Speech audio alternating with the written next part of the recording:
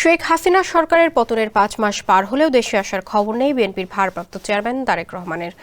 তার ফেরার অপেক্ষায় রয়েছে বিএনপির কর্মী সমর্থকরা।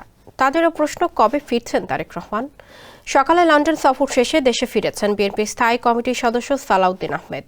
দুপুরে হযরত শাহজালাল আন্তর্জাতিক বিমানবন্দরে সাংবাদিকদের সঙ্গে আলাপকালে উঠে আসে তারেক রহমানের প্রসঙ্গ।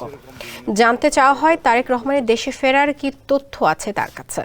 জবাবে জানান, এখন পর্যন্ত তারেক রহমানের দেশে ফেরার জন্য উপযুক্ত পরিবেশ তৈরি করতে পারেনি তারা, সেজন্য অল্প কিছু সময় লাগবে। আশা করেন শিগগিরই দেশে ফিরবেন তিনি।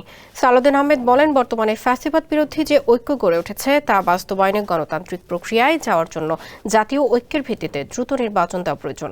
ভাষা সময় নয়, সবার সঙ্গে আলোচনা করে একটা সঠিক রোড ম্যাপ দিতে হবে। ইডেন বে কক্সবাজার সমুদ্র সৈকতের উপর নিজেদের একটি ঠিকানা।